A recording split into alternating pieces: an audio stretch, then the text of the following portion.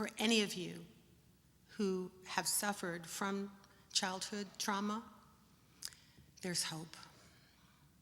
And the last part of the book talks about the hope. This is something that 6 out of 10 people deal with. And I wrote the last chapter especially with you in mind. So it's my hope and prayer that this book will help you. So please don't just read the sensational part, the National Enquirer part. I hope that you'll get through to the parts that really are the substance. And if it didn't work for you, I hope that you can pass your book on to someone who you might know who the book can help. So I'm going to end with a poem I wrote when I was 30 years old in December of 1987. We had been living in our little starter house, Fox and Jacobs starter house, close to Mesquite for a couple years. We both were teachers. We didn't make much money at all. We barely made it through the month financially. We had a son in 1987, not yet Annalise, but we did have David. And I think we were left literally with like $200 a month for everything after our bills were paid. And we never had money for things like flowers to plant. But one Christmas time, I found $30 extra, and I was really excited because I could buy some pansies, and we could plant them in the front of our house. So I'm sure it was Scott, because he always is good at that, planted the pansies in front of our house.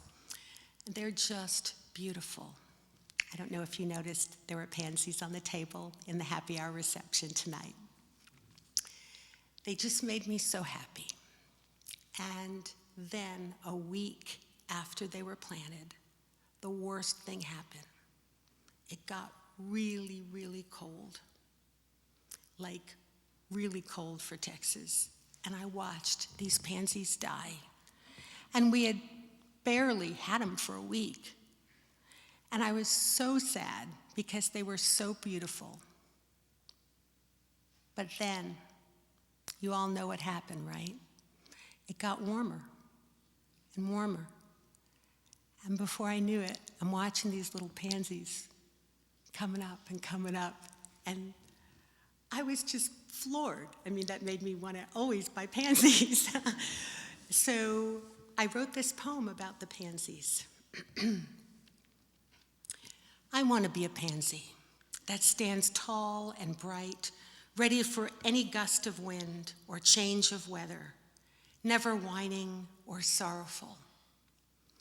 I want to be a pansy and keep my flow and color no matter what is around me, willing to mingle with the rough bark of a tree or with others who are different and still know who I am.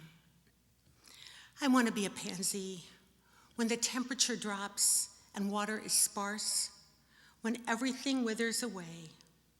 I want to be the one who keeps hoping, keeps striving, keeps believing in what could be.